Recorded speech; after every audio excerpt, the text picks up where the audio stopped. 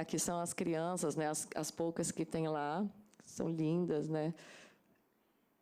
Desde o contato, a gente começou a apoiá-los a recuperar as sementes que eles tinham na roça antiga, mais próxima do Peru. E como são poucas pessoas, né, poucos homens, a FUNAI ajudou brocando mesmo as roças para que eles tivessem essa segurança alimentar logo após o contato e não tivessem que ingerir alimentos exógenos à sua cultura. Aí são os milhos, né, que eles usam. Veio lá do Peru também, fomos resgatar. Então, a comida, a alimentação que eles comem hoje é praticamente a mesma que eles comiam antes do contato. E eles decidiram permanecer morando nas intermediações da BAP Shinane, da base Shinane. Então, a FUNAI não obrigou ninguém a viver ali. Eles estão lá vivendo porque querem ainda. Não tem ninguém preso, porque isso já saiu em algumas reportagens. Aí eles começaram a construir esse tipo de casa, que é um pouco mais parecido com o regional. E algumas pessoas já perguntaram, por que a FUNAI fica dando roupa para eles?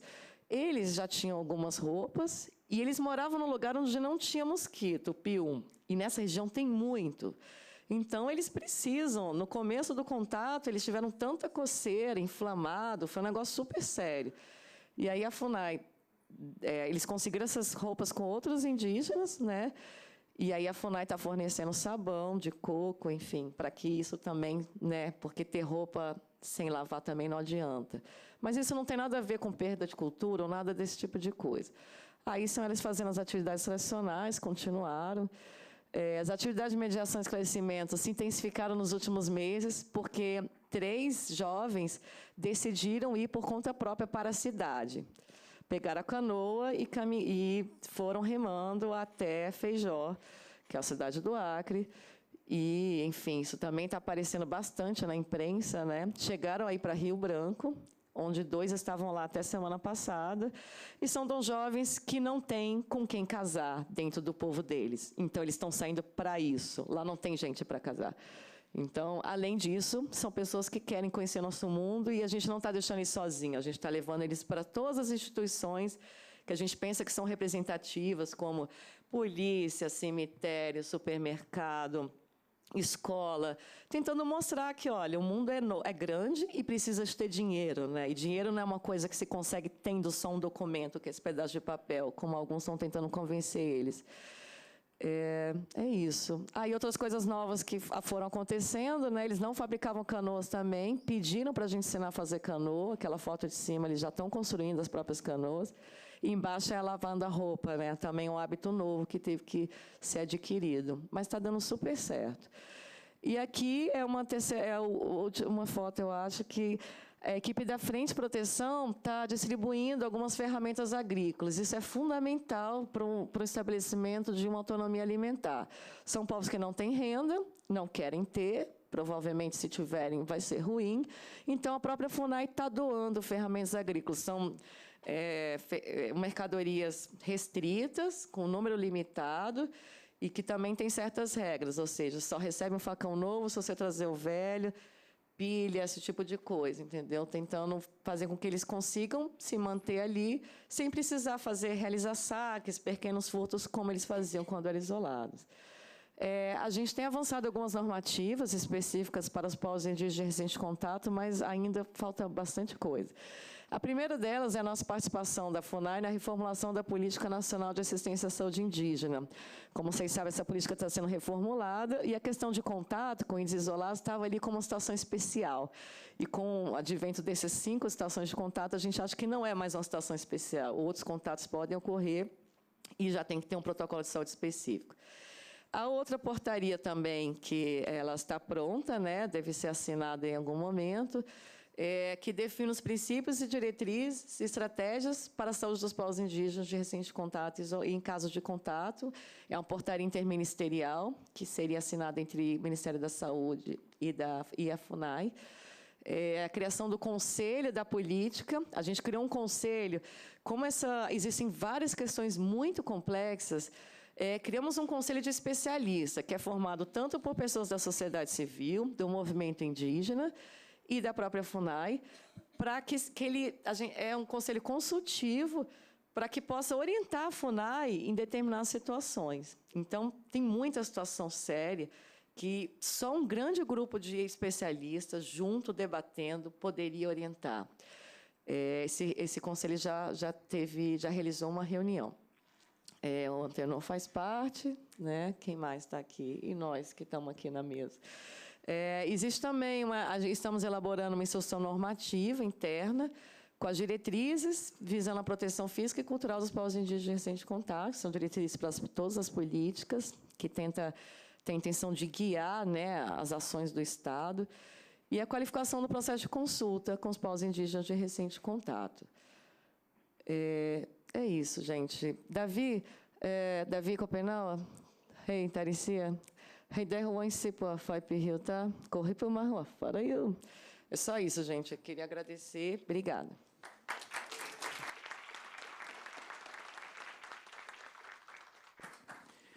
Com essas falas de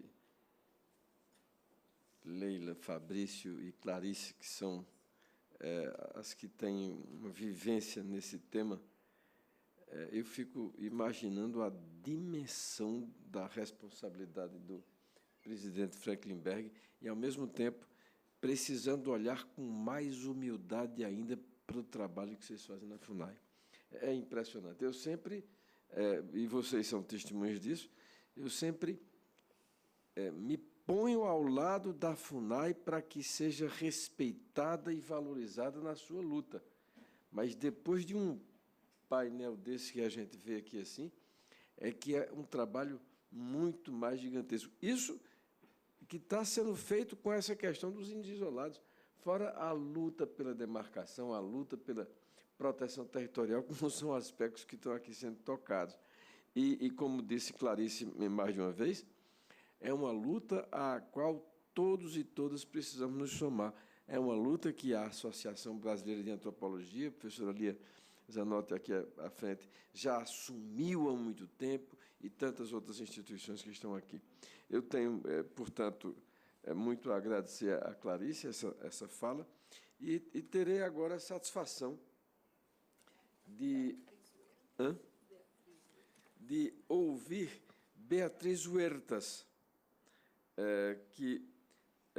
Castilho, antropóloga e estudiosa das organizações indígenas da Amazônia peruana.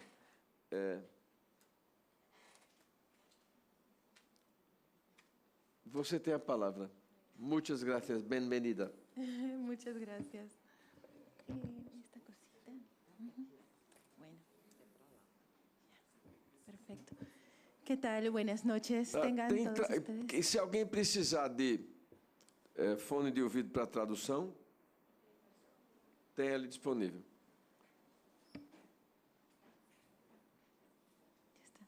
Bueno, ante todo, buenas noches. Quiero agradecer a la Escuela Superior del Ministerio Público por la invitación tan generosa. Es un honor para mí estar acá. En esta exposición voy a hablar básicamente de 3 aspectos. El primero es cómo se han forjado las políticas públicas y el proceso de demarcación de territorios de pueblos en aislamiento y contacto inicial en la Amazonía peruana. Luego hablaremos de la situación específica de los pueblos en aislamiento y contacto inicial de la frontera con Brasil y terminaremos con una reflexión. En el Perú, el proceso de demarcación de territorios de pueblos en aislamiento y de formulación de políticas públicas ha sido muy distinto al de Brasil. Allá en los años 80, las organizaciones indígenas impulsaron el proceso de saneamiento físico-legal de sus comunidades y dentro de ese proceso incluyeron lo que es el establecimiento de reservas para pueblos en aislamiento. La legislación, la Ley de Comunidades Nativas del año 74 establecía que para los pueblos con contacto esporádico, no habla de pueblos en aislamiento, sino de pueblos en contacto esporádico, se reservarán tierras transitoriamente hasta que ellos decidan la forma de vida que quieran tener. Entonces, fue utilizando esta ley, la Ley de Comunidades Nativas, que las organizaciones indígenas, que han tenido una trayectoria bien interesante en Perú por la fortaleza, ¿no? que han tenido. Entonces, ahí es cuando ellos realizan estudios y solicitan al Estado peruano la creación de reservas territoriales a favor de pueblos en aislamiento. De esa manera, entre los años 90 y 2002, se crearon las únicas 5 reservas que existen para pueblos en aislamiento. La primera, en el año 90, se produjo cuando un grupo de madereros y operadores de la empresa Shell establecieron contacto con miembros del pueblo Nahua en la selva de Cusco, en la Amazonía, y causaron la expansión de enfermedades y la muerte del 50% de la población. Entre 250 y 300 miembros del pueblo Nahua murió a raíz del contagio de enfermedades, ¿no? que se expandió rápidamente afectando a la población. Eso generó un escándalo internacional y bueno, allí las organizaciones indígenas y de la sociedad civil pues actuaron inmediatamente ante el Estado para que se establecieran las reservas. Y así se fueron estableciendo pues las reservas a lo largo de los años 90. Luego, en el año 2004, la Asociación Interétnica de Desarrollo de la Selva Peruana, AIDESEP, Organización Indígena Nacional, elabora una propuesta de norma, ¿no? de ley específica para la protección de pueblos en aislamiento y contacto inicial, y también elabora una propuesta de ley para crear una institución que será el ente rector de la protección de estos pueblos. En el año 2006 se aprueba la primera ley específica para protección de pueblos en aislamiento y contacto inicial, que es la ley 28736. También se establece el Instituto Nacional de Desarrollo de Pueblos Andinos, Amazónicos y Afroperuanos, ¿no? que tiene entre sus atribuciones la protección de estos pueblos. Sin embargo, no es hasta el 2010 en que se establece se crea el Ministerio de Cultura, en que ya este ministerio absorbe, ¿no? a la institución que fue creada anteriormente y empieza a trabajar. Entonces, en resumen, la demarcación de los territorios de los pueblos en aislamiento, la ley específica que existe para la protección de estos pueblos, la institución que se creó, provinieron de iniciativas, de acciones, de esfuerzos sistemáticos de las organizaciones indígenas, ¿no? desde los años 90. Ahora, para entrar ya en la situación de los pueblos en aislamiento de la frontera con Brasil. Bueno, en la Amazonía peruana existen al menos 15 pueblos o segmentos de pueblos en aislamiento. Gran parte de ellos se ubican en la frontera con Brasil. Ustedes pueden ver allá. Ups. A ver. En esta parte, en este arco fronterizo, ¿no? Ustedes pueden ver esas marcas en rosado, en rojo, son las áreas que concentran pueblos en aislamiento y contacto inicial. En la parte norte, entre los ríos Yavarí, Yaquerana, ¿no? que abarca el departamento de Loreto, el norte del departamento de Ucayali en Perú y el estado de Amazonas y parte del estado de Acre, habita una serie de pueblos en aislamiento, probablemente de habla pano y también perteneciente a otras familias lingüísticas. Es una extensión territorial muy amplia, ¿no? Que abarca pues estos ríos y sus afluentes. Y hacia la parte sur, ustedes pueden ver allí, entre los departamentos de Ucayali, Cusco, Madre de Dios en Perú y el estado de Acre en Brasil, también hay otra gran concentración de pueblos en aislamiento.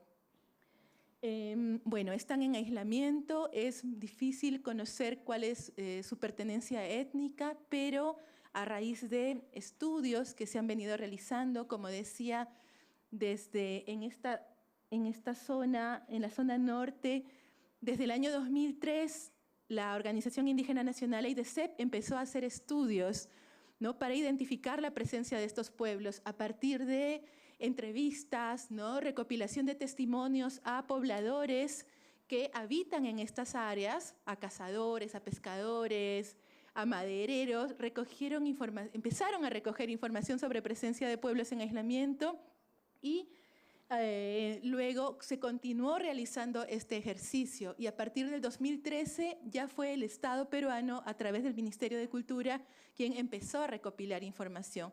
Entonces existen cientos de testimonios de presencia de pueblos en aislamiento en toda esta región fronteriza entre Perú y Brasil.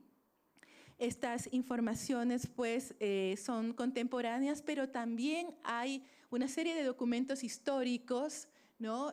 Crónicas, diarios de viajes, hay mapas que demuestran la presencia ancestral de pueblos indígenas en toda esta región y de acuerdo a la información proporcionada durante las entrevistas a los pobladores locales que han visto a los aislados o que han encontrado sus rastros, también ellos presentan pues una serie de características, cultura material, adornos que estarían relacionados con la presencia de pueblos de habla pano, ¿no? en esta región. Este mapa muestra el lado, ¿no? de Perú. Los puntos en lila son las evidencias. Así se trabaja en Perú también. Se recopilan los testimonios, se ubican en el mapa, ¿no? Y así es como se hace el análisis. Este mapa muestra los testimonios recogidos, como les digo, tanto por las organizaciones indígenas, ONGs, como también por el Estado. Y en el lado ya brasileño tenemos allí pues, las referencias confirmadas de pueblos en aislamiento en la tierra indígena del Valle del Yavarí.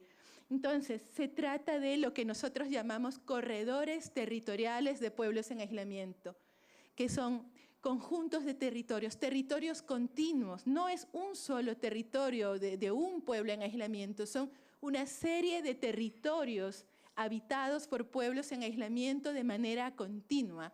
A eso le llamamos corredores territoriales y la frontera peruano-brasileña tiene dos grandes corredores territoriales. Este corredor al que llamamos Corredor Territorial Yavarí-Tapiche y el corredor sur al que llamamos Corredor Territorial Pano-Arawak y otros. A ver, ¿cuál es la situación jurídica de los pueblos en aislamiento que habitan estas áreas? En la parte de Perú, del corredor, que tiene como 5 millones de hectáreas, solo existe una reserva para pueblos en aislamiento, es la Reserva Isconagua, que fue creada en el año 98 al sur, sobre 275.000 hectáreas, ¿no? 275.000 hectáreas. Solo esta parte del corredor al sur está demarcada y tiene esta categoría de reserva. El resto del área está completamente desprotegida, no existe ninguna protección. Los pueblos en aislamiento están allí, habitan allí, son vistos principalmente cada verano por los vecinos, las poblaciones vecinas, por madereros, por la gente que entra allí y no tiene ninguna protección. Mientras que en el lado brasileño, bueno, tenemos la tierra indígena Valle del Yavarí, ¿no? Que fue regularizada en el año 2001. Y algo que sí ocurrió recientemente fue que el Estado peruano reconoció la existencia de pueblos en aislamiento en esta parte, ¿no? Entre los ríos Yavarí-Mirim y Yavarí-Tapiche. Algo que se había tratado de lograr desde hace 10 años, se logró recientemente, luego de numerosos estudios y esfuerzos para que el Estado peruano reconociera esa existencia, porque a partir de ese reconocimiento ya pues, el Estado tiene que reconocer derechos, garantizar derechos, ¿no? Entonces, esta es la situación jurídica, ¿no? de los pueblos en aislamiento de esta parte de la frontera entre Perú y Brasil. Una mínima parte del territorio tiene seguridad jurídica, pero seguridad jurídica en las normas, porque luego vamos a ver cómo estamos a nivel de seguridad efectiva. Ahora, en estos grandes territorios habitados actualmente y ancestralmente por pueblos en aislamiento presentan una serie de dificultades. Tienen diversas categorías legales categorías legales que implican diversos usos, ¿no?, de la tierra, diversos usos sobre los recursos naturales, implican la presencia de diversos actores dedicados a diversas actividades. Por ejemplo, se han establecido bosques de producción forestal permanente. Estamos hablando de la frontera con Brasil, acá, en las zonas colindantes a la frontera con Brasil. Hay más de 120 concesiones forestales en este territorio habitado por pueblos en aislamiento. Más de 120 concesiones forestales, ¿no?, a lo largo de todo el corredor. Ahora, el reglamento de la ley forestal dice que no se pueden otorgar concesiones forestales en áreas donde existen solicitudes de establecimiento de reservas para pueblos en aislamiento. Eso dice el reglamento que fue aprobado pues, en el 2015, ¿no? Sin embargo, en el 2017 se otorgaron concesiones forestales. Así es como se trata la ley, ¿no? Estos son todos los ríos que están afectados por concesiones forestales.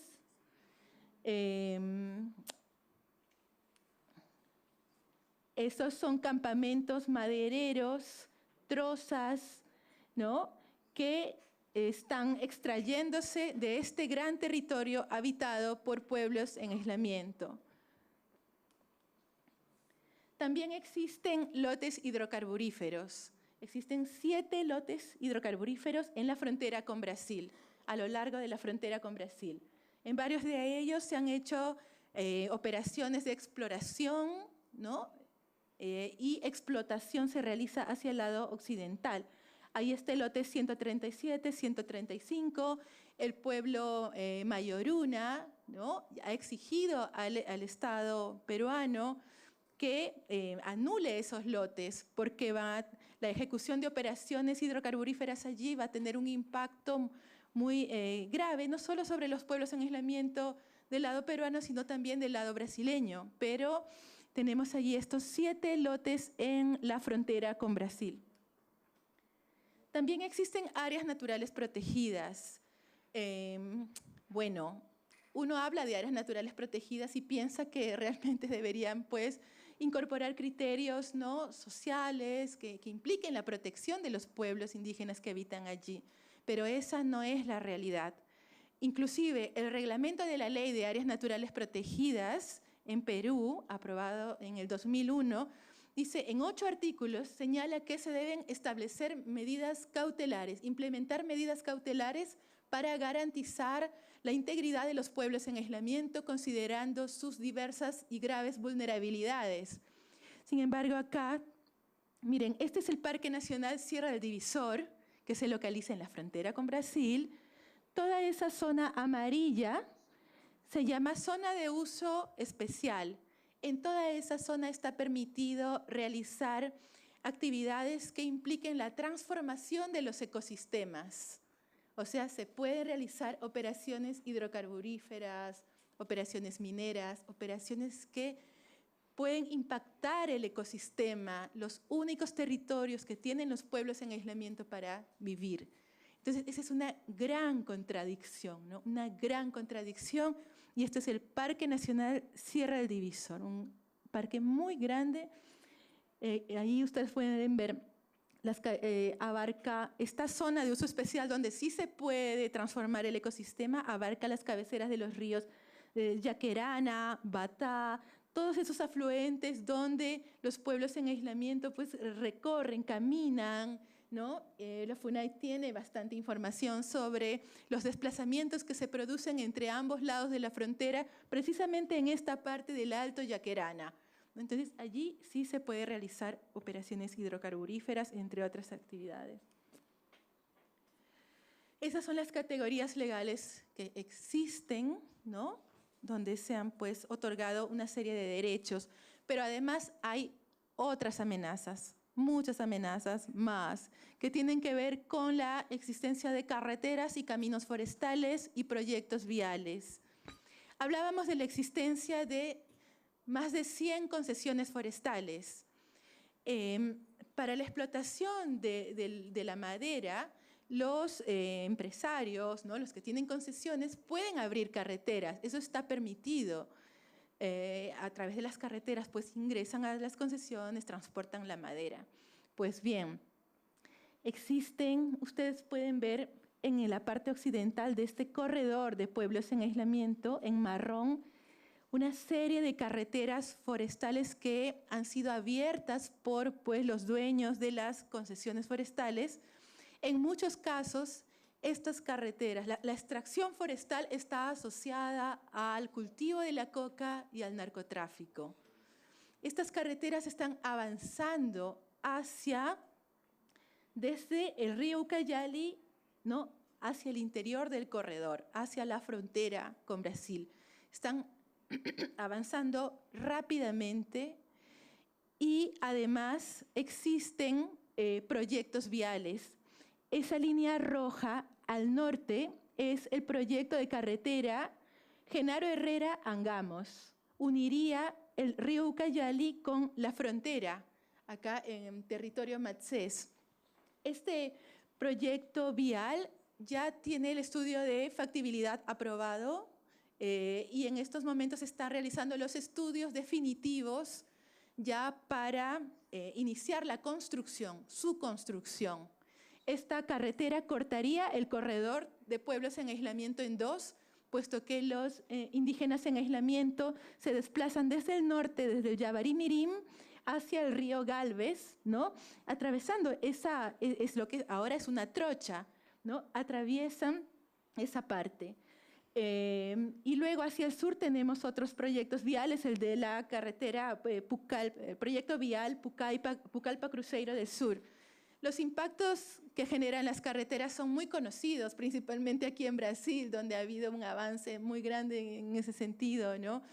Ya en esta parte de la carretera, del proyecto de carretera Angamos, Genaro Herrera, se está dando el tráfico, intenso tráfico de tierras.